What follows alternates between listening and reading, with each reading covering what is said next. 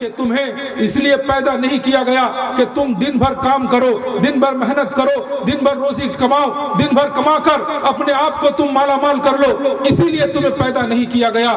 قرآن کریم نے صاف ستھرے الفاظ میں فرمایا وَمَا خَلَقْتُ الْجِنَّ وَالْإِنسَ إِلَّا لِيَعْبُدُونَ، کہ ہم نے جن کو اور انسان کو صرف اور صرف میری عبادت کے لیے پیدا کیا۔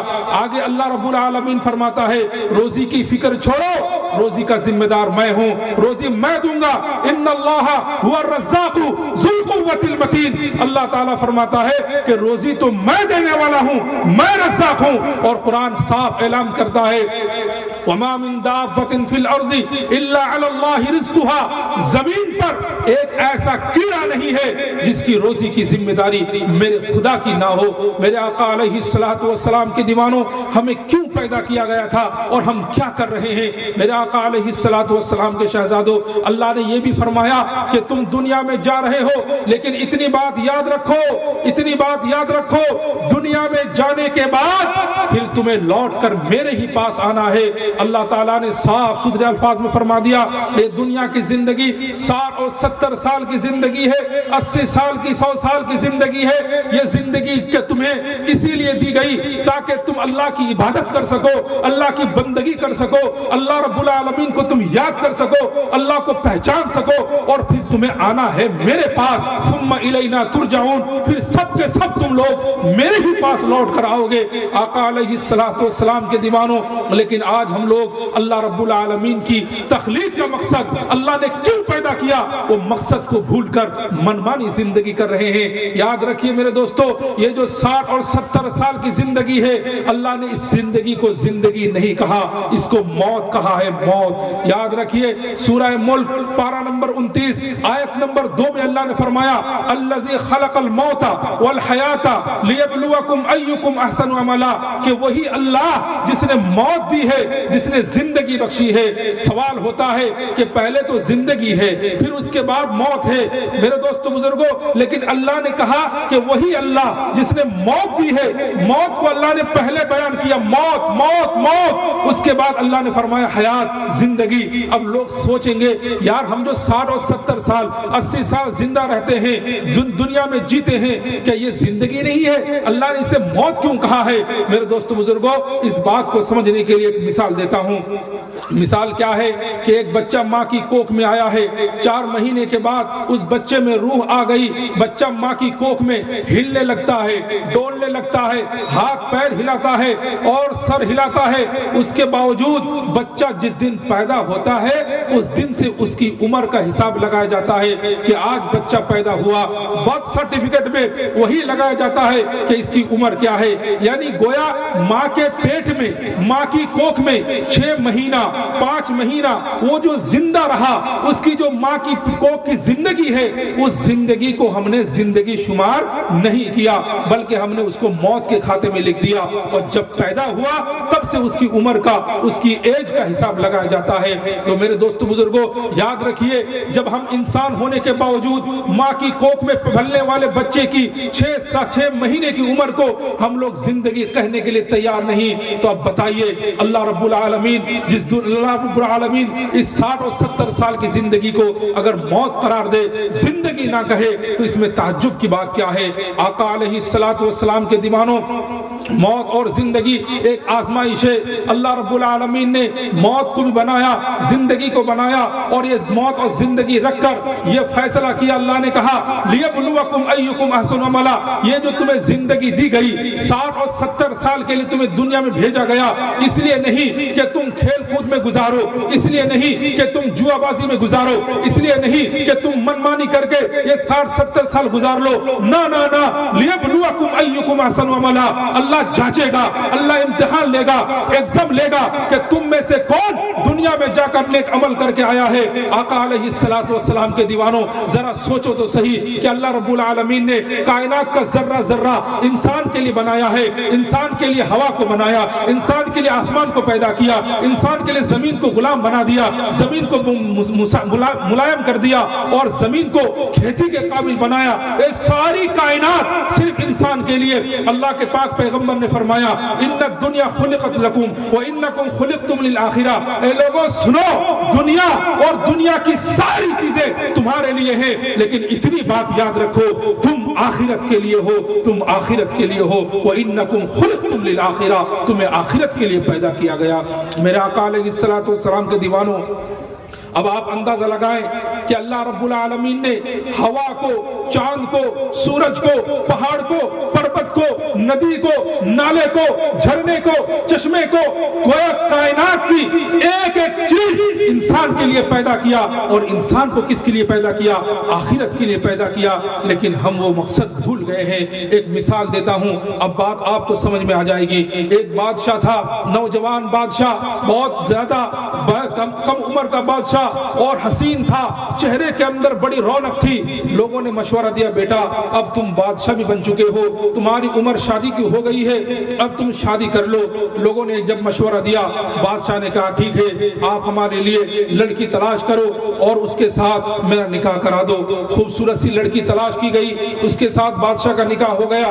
बादशाह पहले दिन अपनी बीवी से कहने लगा कि बीवी इधर आओ। अलमारियां खोल खोल कर दिखाया कि ये सारे जेवरात, सोना चांदी और याकूत, लूलू, मरजान, जितने भारी भारी और कीमती कीमती जेवरात हैं, ये सब तुम्हारे हैं। और दूसरी अलमारी की तरफ लेकर गए और कहा कि देखो ये सारे कपड़े तुम्हारे हैं और सारी जूतियां तुम्हारे लिए हैं और ये बाग, बागीचा, बागान, मैदान तुम्हारे लिए है, ये गुलाम, नौकर, खादिम, कनीज़े, ये सब तुम्हारे लिए है। लेकिन बीबी इतनी बात याद रखना, सब कुछ तुम्हारा है, तुम मेरी हो, तुम मेरी हो, तुम मेरी हो। जब तक तुम्हारे दिल में मेरी मोहब्बत रहेगी, ये सारी नियमतें तुम्हें मिलती रहेंगी। और जब तुम्हारे दिल में मेरे अलावा किसी और की मोहब्बत आ जाएगी, तुम मेरे अलावा किसी और से मोहब्बत करने लग जाओगे, जब तुम मेरे अलावा किसी और को दिल दे बैठोगी, तो याद रखना ये सारी नियमतें मैं छीन लूंगा।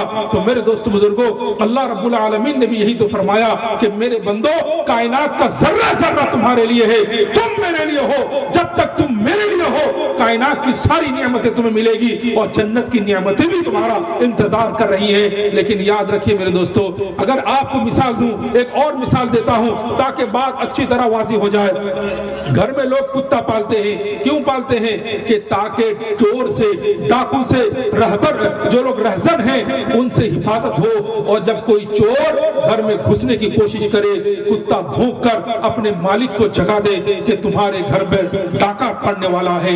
लेकिन मेरे मोहतरम बुजुर्ग दोस्तों, इसी मकसद के लिए छोटा सा एक घर मालिक ने बनाया ताकि कुत्ता बारिश में भीगे ना, सर्दी में ना ठठरे, और खाने पीने का भी उसके लिए इंतजाम किया, सब कुछ इंतजाम किया। लेकिन अब वो कुत्ता इतना आलसी बन गया है कि सुबह शाम को 6 बजे सोता है और सुबह 6 बजे जागता है। अब आप बताइए, कोई भी घर का मालिक उस घर में कुत्ते को रहने के लिए जगह देगा? नहीं देगा। क्यों? इसलिए कि जिस मकसद के लिए उसने कुत्ता पाला हुआ है, जिस मकसद के लिए कुत्ते का घर बनाया है, जिस मकसद के लिए कुत्ते को रोटी दे रहा है, वो मकसद उसका खत्म हो रहा है, वो मकसद खराब हो गया, जिसकी वजह से वो अपने घर से कुत्ते को मार कर निकाल देगा। आका अलैहिस्सलातु वस्सलाम के दीवानों, हम घर बार को, गाड़ियों को फूलों से सजाते हैं, लेकिन 2-4 के दिन के बाद जब वो फूल सड़ जाते हैं, गल जाते हैं, उससे बदबू आने लगती है, तो लोग उसी फूल को जिसको कीमत देकर, दौलत खर्च करके खरीदा था, उठाकर डस्टबिन में डाल देते हैं। क्यों? इसलिए कि फूल का जो मकसद है वो मकसद खत्म हो चुका है। मेरे आका अलैहिस्सलातु वस्सलाम के दीवानों, हम बड़े कीमती हैं। अल्लाह रब्बुल आलमीन ने कायनात में जितनी मखलूक पैदा की है, उन सारी मखलूक में इंसान को अशरफुल मखलूकात बनाया है। कुरान कहता है वलक़द कर्रमना बनी आदम, कि हमने आदम की औलाद को सबसे ज्यादा इज्जत बख्शी है। लेकिन मेरे दोस्त बुजुर्गों, अगर हम अल्लाह की नाफरमानी करने लग जाएं, रसूलुल्लाह की नाफरमानी करने लग जाएं और अल्लाह रब्बुल आलमीन के हमाल को, अहकाम को पामाल कर दे और मनचाही जिंदगी गुजारने लगे, याद रखना अल्लाह रब्बुल आलमीन इस सारी नियमतों को हमसे छीन लेगा और जहन्नम का अज़ाब, जहन्नम की सख्ती फिर हमारे लिए मुक़द्दर बन जाएगी। मेरे दोस्तों बुजुर्गों, یہ ساری خرابی، یہ ساری خرابی کیوں ہو رہی ہے؟ اس لیے کہ ہمیں اللہ کی ذات پر بھروسہ نہیں ہے، اور یہ بات ہم بھول چکے ہیں کہ جب سے ہم پیدا ہوئے ہیں موت ہمارا پیچھا کر رہی ہے، اور کسی بھی وقت موت ہمیں پکڑ سکتی ہے، یہ بات ہم بھول چکے ہیں، اور اللہ رب العالمین کی ذات پر ہمیں بھروسہ نہیں ہے۔ یہ بھروسہ ہے ہی نہیں کہ اللہ تعالیٰ کھلانے والا ہے، یہ بھروسہ ہے ہی نہیں کہ اللہ تعالیٰ ہماری کفالت کرنے والا ہے، یہ بھروسہ ہے ہی نہیں کہ اللہ تعالیٰ ہماری دیکھ ریکھ کر رہا ہے۔ میں نے کہا تھا کہ انسان جب تعریف کرتا ہے اللہ کی، اور انسان جب کسی کام کو شروع کرتا ہے تو سب سے پہلے الحمدللہ کہتا ہے، اللہ کی تعریف، اللہ کی بڑائی بیان کرتا ہے، اور ساتھ ساتھ کہتا ہے اللہ تو ہی ساری جہان کا، ساری دنیا کا تو ہی مالک ہے۔ اب میں آپ کو بتاتا ہوں کہ رب کا معنی کیا ہے۔ رب کا معنی پالنے والا، رب کا معنی پرورش کرنے والا، رب کا معنی دیکھ ریکھ کرنے والا، رب کا معنی روزی دینے والا، رب کا معنی کھلانے والا، رب کا معنی ہر چیز سے، ہر آفت سے، بلا سے، مصیبت سے حفاظت کرنے والا۔ میرے دوستو بزرگوں، اللہ تعالیٰ جب حفاظت کرتا ہے تو بندے کی ساری تدبیر بیکار ہو جاتی ہے، اور جب اللہ تعالیٰ بندے کے حق میں جب کسی چیز کا فیصلہ کر دیتا ہے، ساری کائنات مل کر وہ فیصلہ ٹال نہیں سکتی۔ میرے دوستو بزرگوں، ایک بزرگ گزرے ہیں جن کا نام تھا ذوالنون مصری رحمت اللہ علیہ، عجیب واقعہ لکھتے ہیں۔ وہ کہتے ہیں کہ اللہ تعالیٰ جو رب ہے، اللہ تعالیٰ جو پالنے والا ہے، اللہ تعالیٰ جو دیکھ ریکھ کرنے والا ہے، اللہ تعالیٰ جو بندوں کی حفاظت کرنے والا ہے، ایک عجیب واقعہ لکھتے ہیں۔ حضرت ذوالنون مصری کہتے ہیں کہ میں ندی کے کنارے کپڑے دھو رہا تھا تو میں نے کیا دیکھا کہ پہاڑی ایک بچھو بہت تیزی سے دوڑ کر آ رہا ہے، اور ندی کے اس پار سے ایک کچھوا بہت تیزی کے ساتھ کنارے کی طرف آ رہا ہے۔ تو میں نے دیکھا کہ کچھوا آ کر کنارے میں کھڑا ہو گیا، اور یہ پہاڑی بچھو فوراً اس کی پیٹھ پر سوار ہوا، اور کچھوا اس کو ندی کے اس کنارے سے اس کنارے کی طرف لے جانے لگا۔ حضرت ذوالنون مصری کہتے ہیں یہ منظر دیکھ کر میرے تو ہوش اڑ گئے۔ میں نے کہا ربا یہ تیرا کیا کرشمہ ہے، تیری کون سی قدرت ہے، میں بھی اپنی آنکھوں سے دیکھوں گا۔ یہ کہہ کر حضرت ذوالنون مصری نے اپنی لنگی تھی، ان لنگی کو تہبند باندھا اور ندی میں چھلانگ لگا دی، کود گئے۔ تو جا کر کیا دیکھتے ہیں کہ کچھوا اس ندی کے اس پار کر دیا، اور اس پار بچھو اتر کر بڑی تیزی کے ساتھ جانے لگا۔ جاتے جاتے دیکھا کہ ایک بہت بڑا پیڑ ہے، سایہ دار پیڑ ہے، اس پیڑ کے نیچے ایک آدمی سو رہا ہے، اس کے منہ سے جھانک نکل رہی ہے، سفید سفید جھانک۔ میرے دوستو بزرگوں، اور وہ مدہوش ہے، بے ہوش ہے، اور ایک زہریلا خطرناک سانپ اس آدمی کو ڈسنے کے لیے جو ہی پھن اٹھاتا ہے، یہ بچھو، پہاڑی بچھو فوراً لپک کر کود کر اس زہریلے سانپ کی گردن پر اٹیک کرتا ہے، حملہ کرتا ہے، اور سانپ کو مار کر ہی وہ پھر واپس آنے لگتا ہے۔ میرے دوستو بزرگوں، حضرت ذوالنون مصری کہتے ہیں کہ میں دوبارہ پھر ندی کے کنارے آیا تو میں نے دیکھا کہ کچھوا اس بچھو کا انتظار کر رہا تھا۔ پھر یہ بچھو اس کچھوے کی پیٹھ پر سوار ہوا، اور کچھوا اس کو ندی کے اس پار جہاں سے وہ بچھو آیا تھا اسے وہاں چھوڑ آیا۔ میں دوبارہ اس آدمی کے پاس گیا جو اب بھی بے ہوشی کے عالم میں پڑا تھا۔ میرے دوستو بزرگوں، حضرت ذوالنون مصری کہتے ہیں کہ جا کر میں نے ایک کویتا پڑھی، ایک شعر پڑھا جس کا ترجمہ یہ تھا، اے غفلت کی نیند سونے والے، شراب پی کر خدا کی نافرمانی کر کر بے ہوشی کے عالم میں سونے والے، تجھے پتا ہے کہ اللہ تعالیٰ تیری حفاظت کس طرح کر رہا ہے؟ وہ آدمی جاگا اور جاگ کر تعجب ہو گیا، یہ زہریلا سانپ یہاں مرا پڑا کیسے ہے؟ اس آدمی نے، حضرت ذوالنون مصری رحمت اللہ علیہ نے ان کو سمجھایا، ارے بے وقوف، ارے نادان، ارے جاہل، تو یہاں شراب پی کر خدا کی نافرمانی کر کے بے ہوشی کے عالم میں سویا ہوا تھا، لیکن اللہ تعالیٰ نے تیری حفاظت کے لیے پہاڑی بچھو کو بھیجا، تیری حفاظت کے لیے ندی کے کچھوا کو غلام بنایا، اور اللہ کی کرشم قدرت کو میں نے اپنی آنکھوں سے دیکھا کہ اللہ تعالیٰ نے تیری حفاظت کا انتظام کس طرح کیا ہے۔ تو میرے آقا علیہ الصلوۃ والسلام کے دیوانوں، یہ بات دل میں یقین کر لیجئے، تہہ دل سے مان لیجئے کہ وہی حفاظت کرنے والا ہے، وہی کھلانے والا ہے، وہی پلانے والا ہے۔ میرے دوست بزرگوں، آج روٹی روزی کی تلاش میں ہم لوگ خون خرابہ کرتے ہیں، نہ حلال کا پتہ نہ حرام کا پتہ، بس کہیں سے آ جائے، بس ملنی چاہیے، روزی ملنی چاہیے۔ لیکن یاد رکھیے میرے دوستو، اللہ رب العالمین قیامت کے دن کہتے ہیں کہ قیامت کے دن بندوں سے 5 سوال ہوگا. جب تک بندہ ان 5 سوالوں کا جواب نہیں دے دیتا ایک قدم بھی ہٹا نہیں سکتا. ان 5 سوالوں میں ایک سوال یہ بھی ہے کہ تم نے دولت کہاں سے کمائی, کس طرح کمائی, اور اللہ کی راہ میں خرچ کیا کہ نہیں کیا, کہاں کہاں تم نے خرچ کیا ہے. ان ساری چیزوں کا اگر بندہ حساب نہ دے, جواب نہ دے, ایک قدم بھی ہٹا نہیں سکتا. اللہ تعالیٰ اس دن جلال کے اندر ہوگا, شباب کے اندر ہوگا, اللہ رب العالمین غضبناک ہوگا. اللہ تعالیٰ خود پوچھے گا لمن الملک اليوم, بتاؤ آج شہنشاہی کس کی ہے, بتاؤ آج حکومت کس کی ہے, آج حکومت کس کی ہے. میرے دوستو بزرگوں, 300 سال تک سناٹا چھایا ہوا ہوگا, خاموشی چھائی ہوئی ہوگی, جواب کسی کے منہ پر نہیں ہوگا. خود اللہ تعالیٰ فرمائے گا للہ الواحد القہار, آج حکومت ایک زبردست پاورفل اللہ رب العالمین کی ہے. میرے دوستو بزرگوں, تو حلال کمانا کہاں کماتے ہیں, کہاں خرچ کرتے ہیں, اور روزی کے لیے نہ جانے کہاں کہاں جاتے ہیں, اور کس طرح اللہ رب العالمین کو نافرمان, اللہ تعالیٰ کو ناراض کر کے ہم روٹی حاصل کر رہے ہیں. میرے دوستو بزرگوں, اللہ رب العالمین نے فرمایا کہ روزی کی ذمہ داری میری ہے. روزی کی ذمہ داری کس کی ہے؟ اللہ کی ہے. اللہ رب العالمین نے فرمایا کہ جتنا میں نے تمہارے مقدر میں لکھ دیا اس سے زیادہ تم کسی طرح نہیں کما سکتے. جب میں نے لکھا ہے اس سے ایک لمحہ پہلے تم وہ چیز حاصل نہیں کر سکتے. میرے دوستو بزرگوں, ایک واقعہ اور سن لیجئے تاکہ آپ کا ایمان تازہ ہو جائے کہ اللہ تعالیٰ بندوں کو کس طرح کھلاتا ہے, اس کی روزی دینے کا, روزی پہنچانے کا کس طرح سسٹم انتظام ہے. یاد رکھیے میرے دوستو بزرگوں, ایک پیغمبر ہیں جس پیغمبر کا نام ہے حضرت موسیٰ علیہ السلام. حضرت موسیٰ علیہ السلام کے ہاتھوں سے ایک قبطی مارا گیا تھا. ایک ہی مکہ سے حضرت موسیٰ علیہ السلام نے اس کو ڈھیر کر دیا تھا, اور اللہ رب العالمین کے حکم سے مصر چھوڑ کر مدین چلے گئے تھے 8 سال کے لیے. حضرت موسیٰ علیہ السلام 8 سال کے بعد اللہ کے حکم سے اپنی بیوی کو لے کر دوبارہ مصر آ رہے تھے, اور ان کی بیوی حاملہ تھی, پیٹ میں بچہ تھا.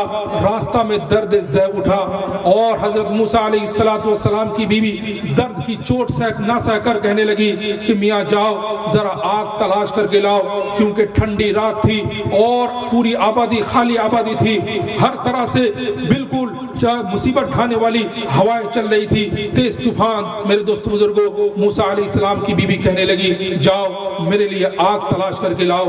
حضرت موسیٰ علیہ السلام آگ تلاش کرتے کرتے ایک دور نکل گئے, تو جا کر کیا دیکھتے ہیں کہ ایک پیڑ ہے, وہ اس پیڑ میں آگ جل رہی ہے. حضرت موسیٰ علیہ السلام نے یہ بھی دیکھا کہ جس پیڑ میں آگ جل رہی ہے وہ پیڑ نہیں جل رہا ہے بلکہ صرف آگ ہی آگ ہے. حضرت موسیٰ علیہ السلام کو بڑا تعجب ہوا, یہ کیسے ہو سکتا ہے کہ آگ تو جل رہی ہو لیکن پیڑ نہ جلے. حضرت موسیٰ علیہ السلام اور قریب گئے آگ لانے کے لیے. ایک آواز آئی اخلع نعلیک انک بالوادی المقدس طویٰ, موسیٰ اپنے چپل اتار کر آؤ, جس جگہ تم آ رہے ہو یہ پاک جگہ ہے, پوتر استھان ہے, یہاں چپل پہن کر آنا مناسب نہیں ہے. حضرت موسیٰ علیہ السلام کو اور بھی بڑا تعجب ہوا, یہ آواز آئی کہاں سے ہے. اللہ رب العالمین نے پھر فرمایا اننی انا اللہ, میں ہی اللہ ہوں, لا الہ الا انا فاعبدنی, میرے علاوہ کوئی معبود نہیں. موسیٰ تم میری عبادت کرو, واقیم الصلاۃ لذکری, اور میری یاد کے لیے تم نماز قائم کرو.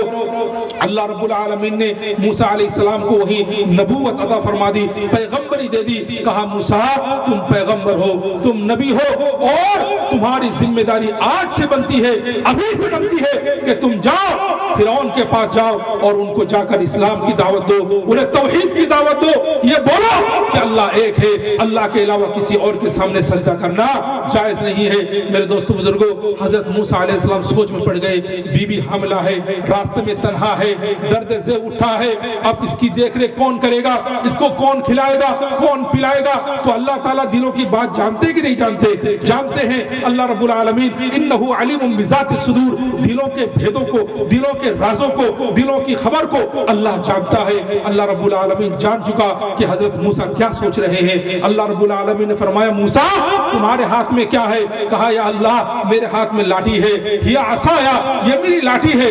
اللہ رب العالمین نے فرمایا فرمایا اچھا اس لاٹھی کے ذریعے سے وہ جو سامنے پتھر پڑا ہوا ہے اس پتھر کو وار کرو، مارو، پتھر کو توڑو۔ حضرت موسیٰ علیہ السلام نے زور سے پتھر پر مارا، پتھر دو ٹکڑا ہوا۔ اس پتھر کے اندر بھی ایک اور پتھر تھا۔ اللہ رب العالمین نے فرمایا موسیٰ اس پتھر کو بھی توڑو۔ جب اس پتھر کو توڑا تو پتا چلا اس پتھر کے بیچ میں ایک کیڑا تھا اور وہ کیڑا سبز گھاس چبا رہا تھا۔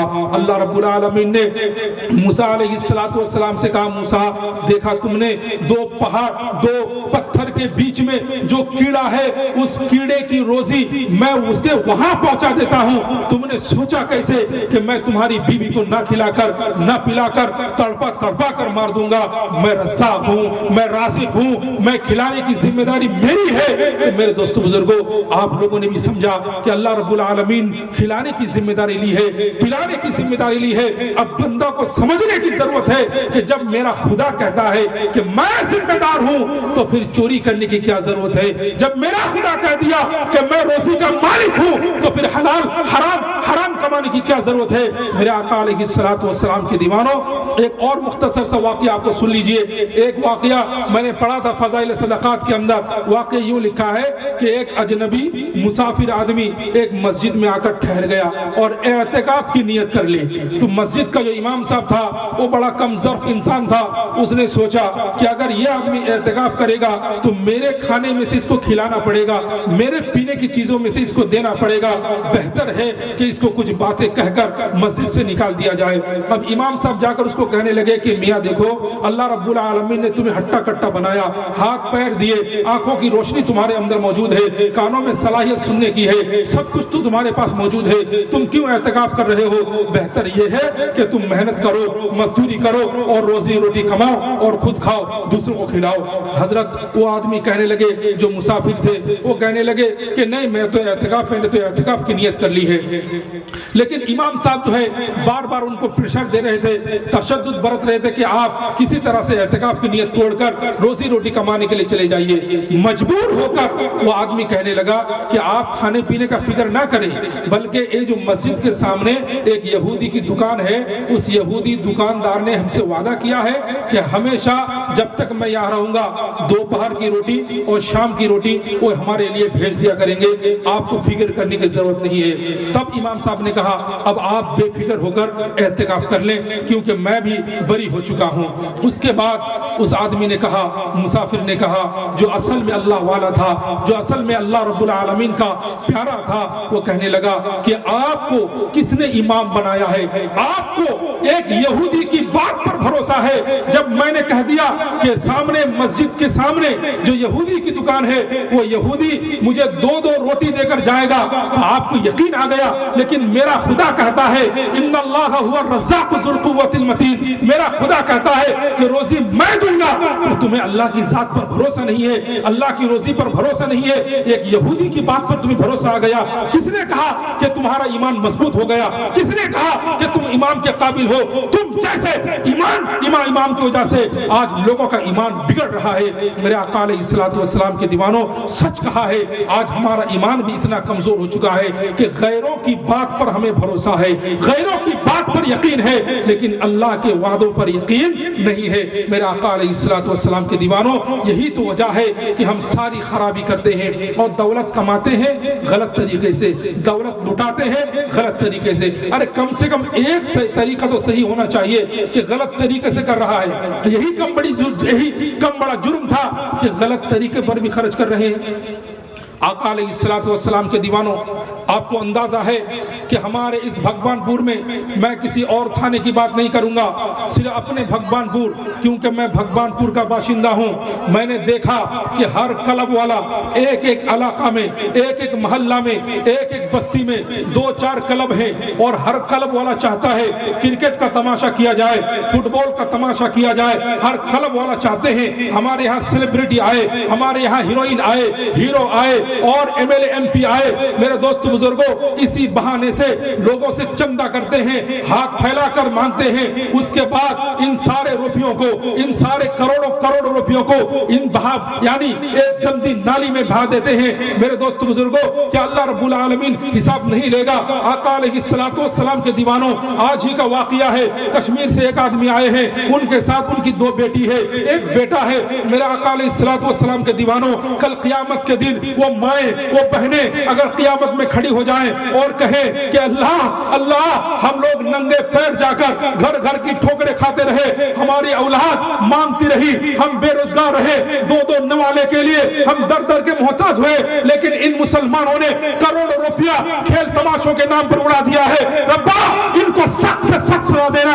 याद रखिए मेरे दोस्तों, क्या जवाब होगा मेरे पास? हमारी माए बहनें बेटियां जब मांगने के लिए सर पर टोपी, सर पर कपड़े नहीं है, आधे बदन पर कपड़े, आधा बदन नंगा, पैरों पर चप्पल नहीं, तपती हुई रेत के अंदर जब माए बहनें दर की दर ठोकरें खाती है, भीख मांगती है, मेरे दोस्त बुजुर्गों, क्या मुसलमानों बताओ गैरत नहीं जागती है? हम चंदा करते हैं, हाथ फैलाते हैं, भीख मांगते हैं और गुनाह के कामों में खर्च करते हैं। मेरे दोस्त बुजुर्गों, कब तक चलेगा ये मौसम? याद रखिए, जब से अल्लाह ने हमें पैदा किया, मौत उसके पीछे रख दिया है। मौत तो आकर रहेगी, 60 हो, 70 साल हो, 100 साल हो, 1 करोड़ साल हो, जिंदा रहने के बाद फिर मौत आएगी। रब ताला के सामने खड़ा होना है, अल्लाह रब्बुल आलमीन के पास हिसाब देना है। जवानी मैंने तुम्हें दी थी, कहां खर्च की है? तुमने दौलत ली थी, दौलत कहां खर्च की है? मेरे दोस्त बुजुर्गों, इन सारे सवालों का जवाब के लिए हमें आज से तैयार होना है।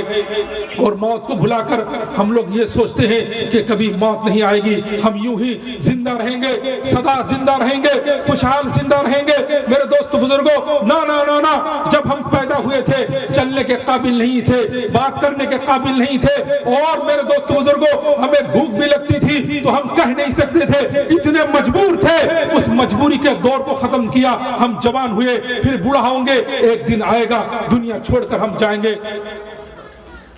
तो मेरे दोस्तों बुजुर्गों, मैं यही कहना चाहता हूँ कि अल्लाह रब्बुल आलमीन ने ये जो जिंदगी बख्शी है, इसकी कदर करो मेरे दोस्तों, इसकी कदर करो। और अल्लाह के रसूल सल्लल्लाहु अलैहि वसल्लम ने फरमाया कि सबसे अक्लमंद इंसान वो है जो मौत से पहले मौत की तैयारी करे। और आजकल की बात, 10 मिनट मेरे पास वक्त बचे हैं, मैं ज्यादा मुख्तसर लंबी तकरीर करना नहीं चाहता, बस मुख्तसर सी बात यह है कि मौत की तैयारी क्या है। मौत की तैयारी में जहां नमाज पढ़ना है, मौत की तैयारी में जहां अपनी दौलत को अच्छे कामों में खर्च करना है, मौत की तैयारी में जहां ये बात है कि गरीब यतीम मिस्कीनों की मदद करो, जो भूखे हैं उनको खिलाओ, जो नंगे हैं उनको कपड़े पहनाओ, जो प्यासे हैं उनको पिलाओ, जो कर्जदार हैं उनके कर्ज को मिटाओ। मेरे दोस्तों बुजुर्गों, साथ साथ में ये बात कहना चाहूंगा कि आजकल ये जो नारा चल रहा है कि मुसलमानों की बर्बादी का वक्त आ चुका है, इसलिए जिम्मेदार मुसलमान है। अगर मुसलमानों पर मुसीबत आ रही है, खुद मुसलमान जिम्मेदार है। क्यों? मेरा आका अलैहिस्सलातु वस्सलाम फरमा गए और कुरान करीम शाहिद है, कुरान करीम कहते हैं वमा असाबकुम मिन मुसीबतिन फबिमा कसबत ऐदीकुम, कि जब भी तुम पर कोई मुसीबत आती है तो समझ लेना चाहिए कि हमारी काली करतूत की वजह से आ रही है। मेरे दोस्त बुजुर्गों, इन सारी खराबियों को दूर करने का एक ही रास्ता है, अपनी औलाद को दीनी तालीम दो, अपनी औलाद को सही तालीम दो। मेरे दोस्त बुजुर्गों, आज मैं इसलिए कहना चाहता हूँ कि औलाद अगर सही तालीम पा जाएगी, औलाद को अगर सही तालीम मिल जाएगी, इंशाअल्लाह समाज से बुराई खत्म होगी, लोग एक दूसरे की कदर करेंगे, लोग एक दूसरे का एहतराम करेंगे, बड़े छोटों पर शफकत और छोटे बड़ों की इज्जत करेंगे। लेकिन मेरे दोस्त बुजुर्गों, जब भी मुनज़्ज़म मकतब की बात आती है, मकतब की बात आती है, मदारिस की बात आती है, दीनी तालीम की बात आती है, लोग पीछे हट जाते हैं। और आज हाल क्या है? मस्जिद का मुतवल्ली वही है जिसकी नस्लों में कोई आलिम दीन नहीं है, मदारिस का जिम्मेदार वो है जिनकी 10 नस्लों में कोई आलिम दीन नहीं बना है। मेरे दोस्तों बुजुर्गों, इस तरह कभी जिंदा दिन नहीं रह सकता।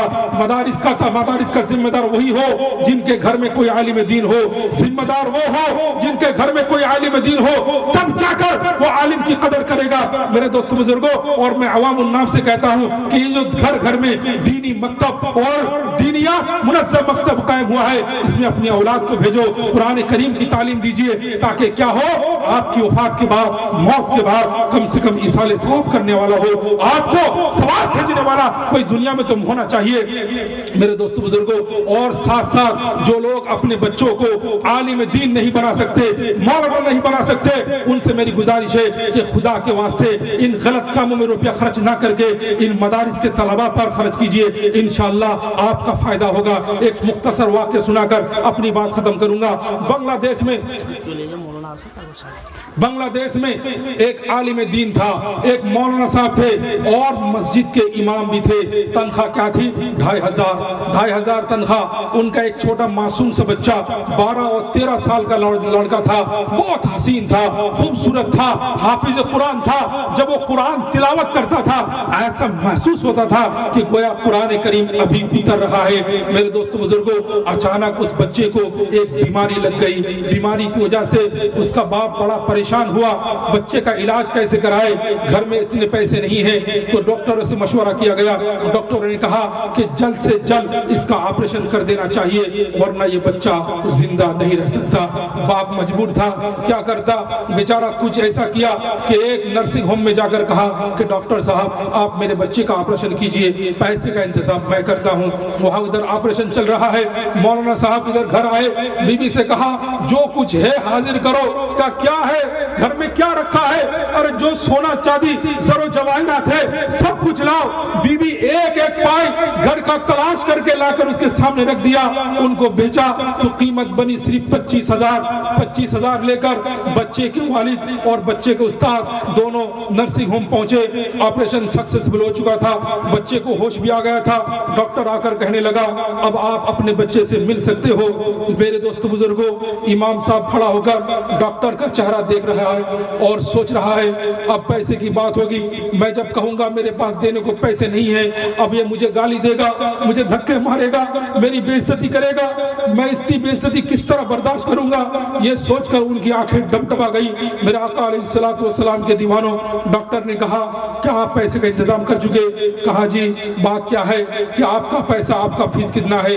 وہ کہنے لگا 3,80,000 روپیہ. امام صاحب فوراً رو پڑے اور کہا کہ حضرت میں آپ کو ایک بات بتانا چاہتا ہوں. بات یہ ہے کہ میں نے صرف 25,000 کا انتظام کیا ہے اور میں آپ کو بڑی خوشخبری دینا چاہتا ہوں کہ میرا یہ بچہ حافظ قرآن ہے. کچھ مہینوں کے بعد سعودی عرب جائے گا امتحان کے لیے. پورا بنگلہ دیش سے میرا ہی بیٹا سلیکٹڈ ہوا ہے. اب وہاں جا کر جو انعام لائے گا اس انعام سے میں آپ کو آپ کا پائی تک چکا دوں گا. ڈاکٹر صاحب حیران ہو گئے کہ اتنا معصوم بچہ یہ حافظ قرآن ہے. اس ڈاکٹر کا نام تھا ڈاکٹر حبیب اللہ. وہ کہنے لگے ہاں میرا یہ معصوم بچہ حافظ قرآن ہے اور بہترین قرآن پڑھتا ہے. کہا چلو بچے کے پاس. ڈاکٹر گئے, استاد بھی ساتھ ہے اور بچے کا باپ بھی ہے. حافظ قرآن کے باپ کے سامنے اس بچے کو اٹھایا گیا کہ بیٹا میں نے سنا ہے تو حافظ قرآن ہے, کیا تو سچ مچ حافظ قرآن ہے؟ بچے نے سر ہلا کر کہا ہاں میں حافظ قرآن ہوں. کہا بیٹا ذرا اپنی معصوم زبان سے سورہ فاتحہ تو سنا دے. کہا میں جانتا ہوں کہ تمہیں تکلیف ہوگی, اس وقت تمہارا آپریشن ہوا ہے, لیکن میرا دل بڑا بے چین ہے. میں تمہاری زبان سے ایک سورہ فاتحہ سننا چاہتا ہوں, تم سنا دو. بچے لڑکھڑاتی ہوئی زبان سے جب سورہ فاتحہ پڑھی, ڈاکٹر رونے لگے, ماں اور اس کا استاد رونے لگا اور ان کے والد محترم بھی رونے لگے. اس کے بعد معصوم بچے کے باپ بھی جب رو کر بالکل بیزار, بالکل بہت زیادہ رونے لگے, زار و قطار رونے لگے. اس وقت ڈاکٹر نے کہا کہ بیٹے تمہیں معلوم ہے کہ ایک حافظ قرآن کا مقام کیا ہے, اس کا مرتبہ کیا ہے, اللہ رب العالمین اس کے لیے کیا کیا انعام رکھا ہے؟ کہا میں جانتا ہوں کہ حافظ قرآن کو قیامت کے دن کہا جائے گا کہ جا ایسے 10 جہنمیوں کو اٹھا کر لاؤ جن کے جہنم میں جانے کا اللہ کی طرف سے فیصلہ ہو چکا ہے. ایسے جہنمیوں کو تمہاری سفارش سے میں جنت دوں گا. حضرت ڈاکٹر صاحب ڈاکٹر حبیب اللہ کہنے لگے بیٹا تمہیں جانتے ہو تمہارا آپریشن میں نے کیا ہے اور تمہارا باپ اس کا فیس ادا نہیں کر پایا ہے, لیکن تم سے ایک وعدہ لینا چاہتا ہوں. اگر تم وعدہ کر لو دنیا میں تمہاری باپ کی رسوائی بچ جائے گی, بے عزتی بچ جائے گی اور تمہارے باپ کو ایک بھی پیسہ نہیں دینا پڑے گا. وعدہ کیا ہے کہ تم وعدہ کرو کہ قیامت کا جب میدان ہوگا اور اللہ رب العالمین تم سے کہے گا اے حافظ قرآن جاؤ 10 جہنمیوں کو چنو جن کو میں جنت دوں گا تمہاری سفارش ہے. اے حافظ قرآن بتاؤ کیا تم ان 10 آدمیوں میں